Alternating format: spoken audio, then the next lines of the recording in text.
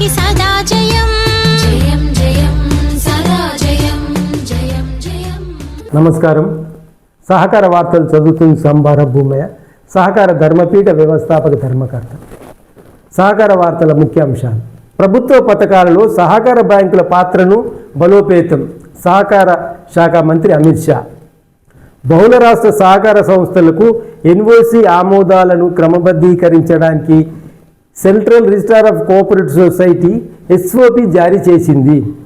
భారత ప్రభుత్వ పథకాల కింద సహకార బ్యాంకులను భాగస్వామ్య సంస్థలుగా చేర్చాలని కేబినెట్ కార్యదర్శి అధ్యక్షతన ఉన్న కార్యదర్శుల కమిటీ సిఫార్సు చేసిందని కేంద్ర హోం మరియు సహకార మంత్రి అమిత్ షా అన్నారు. రాజ్యసభకు ఇచ్చిన లిఖితపూర్వక సమాధానంలో అనేక మంత్రిత్వ శాఖలు మరియు విభాగాలు ఇప్పటికే ఈ సిఫార్సుపై చర్య తీసుకున్నాయని మంత్రి తెలిపారు.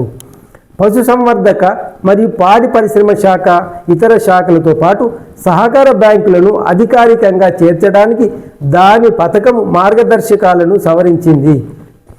సైబర్ మోసాన్ని పరిష్కరించడానికి చర్యలను హైలైట్ చేస్తూ సత్వర నివేదిక మరియు ప్రభావవంతమైన ప్రతిస్పందనను నిర్ధారించడానికి సహకార మంత్రిత్వ శాఖ అన్ని రాష్ట్రాలు, కేంద్ర పాలిత ప్రాంతాలు మరియు సహకార బ్యాంకులను Indian cyber crime coordination centre 14C మరియు national cyber crime reporting portal NCRPలో చేరాలని కోరిందని షా అన్నారు.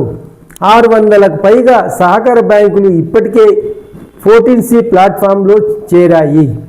సహకార బ్యాంకులను ఆధారిత చెల్లింపు వ్యవస్థ AEPSకి అనుసంధానించడానికి లైసెన్స్ రుసుమును లావాదేవీల వాల్యూమ్లకు లింకు చేయడం ద్వారా తగ్గించినట్లు మంత్రి పేర్కొన్నారు. సహకార ఆర్థిక సంస్థలు కూడా ప్రీ ప్రొడక్షన్ దశలో మొదటి 3 నెలలు AEPS సౌకర్యాన్ని ఉచితంగా పొందుతాయి.